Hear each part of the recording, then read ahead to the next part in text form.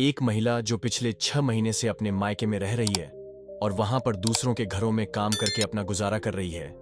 एक दिन सुबह सुबह जब वह काम पर जाने के लिए घर से निकलती है तो अचानक उसकी नजर एक गाड़ी पर पड़ती है। यह गाड़ी आईपीएस साहब की थी और धीरे धीरे उनके घर की तरफ आ रही थी। अब इस गाड़ी को देखने के बाद वह महिला रुक जाती है और उसे ध्यान से देखने लगती है। तभी उसके घर के थोड़ी दूर आकर वह गाड़ी रुकती है। गाड़ी से उसका अनपढ़ पति उतरता है। जैसे ही वह महिला यह सब देखती है तो हैरान रह जाती है। आखिर कौन थी वह महिला और किस वजह से उसका अनपढ़ पति आईपीएस की गाड़ी से निकला था? पूरी सच्चाई जानने के लिए वीडियो को अंत तक जरूर देखें। झारखंड के एक छोटे से गांव में एक लड़की रहा करती थी जिसका नाम था साम्या। साम्या पढ़ने लिखने में बहुत होशियार थी। उसने 12वीं तक की पढ़ाई करने के बाद अभी अभी ग्रेजुएशन में एडमिशन लिया था। साम्या पढ़ लिखकर एक बड़ा अधिकारी बनना चाहती थी, लेकिन उसकी गरीबी उसके सपनों को कुचल रही थी।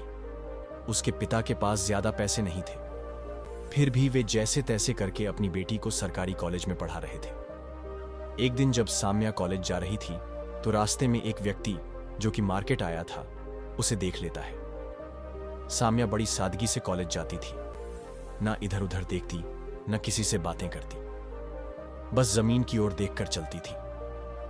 उस व्यक्ति को साम्या का यह स्वभाव बहुत पसंद आता है। वह पास के गांव का एक जमींदार था जिसके पास बहुत सारी पुश्तैनी जमीन थी और उसके 2 लड़के थे। साम्या को देखने के बाद वह व्यक्ति कॉलेज जाता है और वहां से साम्या के बारे में पता कर लेता है। उसे उसके घर का पता भी मिल जाता है। इसके बाद वह साम्या के पिता के पास जाता है और उनसे उनकी बेटी का हाथ मांगने लगता है। साम्या के पिता यह सुनकर चौंक जाते हैं। साहब क्यों मजाक कर रहे हैं? हम लोग गरीब जरूर हैं, लेकिन हमसे इस तरह का मजाक मत कीजिए। इस पर जमींदार कहता है, नहीं, मैं मजाक नहीं कर रहा। मुझे तुम्हारी बेटी का स्वभाव बहुत पसंद आया। मुझे अपने बेटे के लिए ऐसी ही बहू चाहिए। मुझे दहेज में कुछ नहीं चाहिए। अगर तुम्हारे पास शादी करने की व्यवस्था भी नहीं है तो मैं अपने पैसों से शादी करा दूंगा, बस तुम हां कर दो।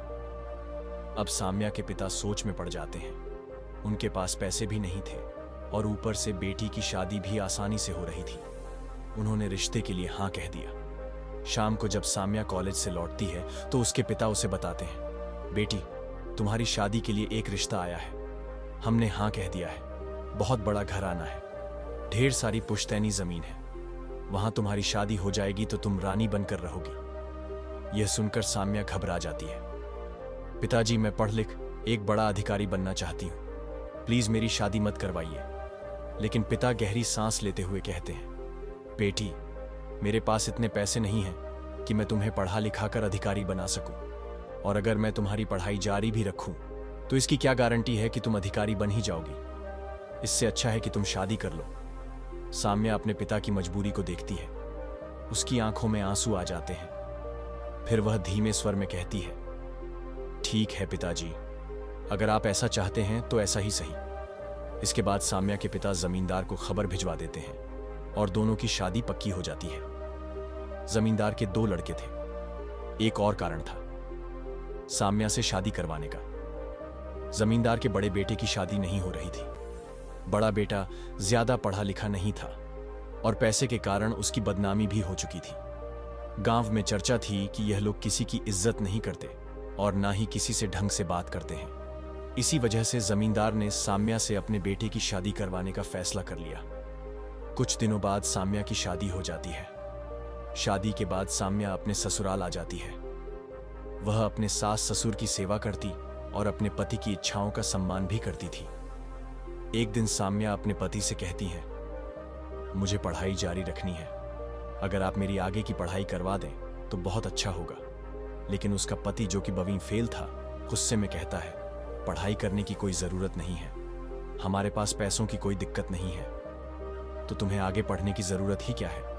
घर के अंदर आराम से रहो, घर संभालो, वैसे भी तुम्हें बच्चे ही पालने हैं। ऐसा कहकर पति ने मना कर दिया। लेकिन वहीं उसी घर के अंदर उसका एक छोटा देवर था जिसका नाम था कपिल। कपिल जो कि बीए में पढ़ाई कर रहा था। उसकी पढ़ाई को देखकर साम्या बड़ी खुश होती। विकास का व्यवहार अपने भाई से बिल्कुल विपरीत था। वह अपनी भाभी का आदर करता और उसे मां की नजरों से देखा करता। इधर विकास के माता पिता भी बड़े अच्छे थे, लेकिन उसका भाई विनोद पूरी तरह से दौलत के घमंड में चूर था। इसके बाद जब विकास पढ़ाई करता रहता तो साम्या अपने सपनों को विकास के अंदर जीने लगती। वह विकास को एक बड़ा अधिकारी बनने के लिए प्रेरित करने लगती, लेकिन विकास अभी इस बात को नहीं समझता था और भाभी की बातों को मजाक में उड़ा दिया करता। वह बिल्कुल भी इस बारे में नहीं सोचता था। विकास पढ़ाई में अच्छा था, लेकिन उसे लगता था कि उनके पास काफी रुपया पैसा है, तो उन्हें किसी बड़े अधिकारी बनने की जरूरत नहीं। वैसे भी अगर वह जीवन भर कुछ भी ना करें तो भी इतनी इनकम थी कि उनकी जिंदगी आराम से व्यतीत हो सकती थी। इसी वजह से वह फिलहाल अपनी भाभी की किसी भी बात पर गौर नहीं देता था। लेकिन तभी एक दिन अचानक जब वह एक होटल में बैठा हुआ था, वहां आईपीएस साहब आए। उनका रुतबा देखकर वह एकदम से हिल गया। आईपीएस साहब के पास सिक्योरिटी थी, सरकारी गाड़ी थी और साथ में ड्राइवर भी था। यह सब देखकर वह पूरी तरह से हैरान हो गया और सोचने लगा, अगर ऐसा रुतबा हो तो यह पैसा भी इसके सामने कुछ नहीं। इसके बाद वह अपनी भाभी की बातों को और भी ज्यादा ध्यान से सुनने लगा। भाभी उसे बार बार मोटिवेट किया करती। बड़ा अधिकारी बनने के लिए धीरे धीरे जो छोटा बेटा विकास था, उसकी ग्रेजुएशन पूरी हो गई। अब वह कोचिंग करने के लिए बाहर जाना चाहता था। जब बड़ा भाई विनोद यह देखता है कि छोटा भाई पढ़ाई करना चाहता है तो पहले तो वह उसे मना कर देता है। वह कहता है, भाई तू क्या करेगा, घर के अंदर आराम से रह, कोई दिक्कत नहीं है, हमारे पास अच्छा खासा रुपया पैसा है। लेकिन विकास के दिमाग में भाभी की बातें घूम रही थीं। साम्या ने बताया था कि बड़े अधिकारी का रुतबा अलग होता है और पैसे से सब कुछ नहीं खरीदा जा सकता। साथ ही उसने खुद अपनी आंखों से आईपीएस साहब को देख लिया था। यही वजह थी कि अब वह इस बात के लिए जोर देने लगा। जब विनोद ने देखा कि छोटा भाई उसकी इच्छा के विरुद्ध जा रहा है तो वह उसे मना करने लगा। नहीं, मैं तुम्हें पढ़ने के लिए नहीं जाने दूंगा। छोटा भाई यह सुनकर गुस्से में आ गया। वह बड़े भाई से लड़ाई करने लगा। इसी दौरान विनोद गुस्से में कह देता है, हमारी तरफ से तो कुछ भी कर, लेकिन मैं तुम्हें इस बात के लिए सपोर्ट नहीं करूंगा। अगर तुम्हें आगे की पढ़ाई करनी है तो घर से तुम्हें एक भी पैसा नहीं मिलेगा। दरअसल विनोद फिलहाल घर का बड़ा लड़का था और पूरा चार्ज उसी के हाथ में था। माता पिता भी अपने बड़े बेटे को समझाने की कोशिश करते, लेकिन वह अपने घमंड में इतना छू था कि उसने साफ साफ मना कर दिया। अब जब विकास को अपने सपने टूटते हुए दिखाई देने लगे तो वह एक शाम अपनी भाभी से बात कर रहा था। उस समय उसका भाई घर पर नहीं था। तभी साम्या कुछ पैसे लाकर विकास को देती है। यह लो विकास, ये रहे पैसे, इन पैसों से अपनी जिंदगी बनाओ और एक बड़ा अधिकारी बनकर दिखाओ। लेकिन यह बात तुम्हारे भाई को पता नहीं चलनी चाहिए। ऐसा कहकर उसने अपने वह पैसे दे दिए जो वह अब तक इकट्ठा कर रही थी। शादी के समय जो भी पैसे उसके पास इकट्ठे हुए थे उसने उन्हें बचा कर रखा था। विकास को जब पैसे मिले तो उसने अपने माता पिता की आज्ञा ली और कोचिंग के लिए बड़े शहर चला गया। इधर जब विनोद को पता चला कि विकास घर छोड़कर चला गया है तो उसे बहुत गुस्सा आया, लेकिन विकास ने उससे पैसे नहीं लिए थे, इसलिए वह कुछ नहीं कह सका।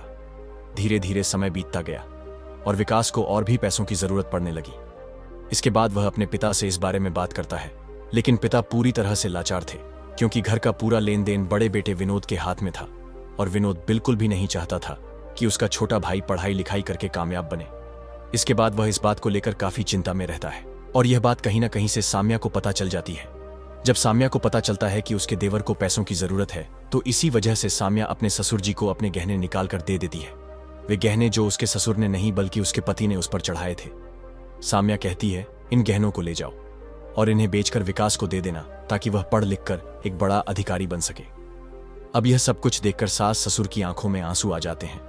वे अपनी बहू को पाकर अपने आप को धन्य बताते हैं और कहते हैं, बेटी जरूर हमने कोई अच्छे कर्म किए होंगे जो तू हमारे परिवार में आई है। अगर तू नहीं होती तो बेटे की पढ़ाई बिल्कुल भी नहीं हो पाती।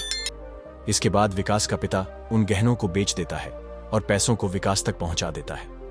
सभी लोग इस बात को बड़े लड़के यानी विनोद से छुपा लेते हैं और चुपचाप परिवार में यह सब कुछ होने लगता है।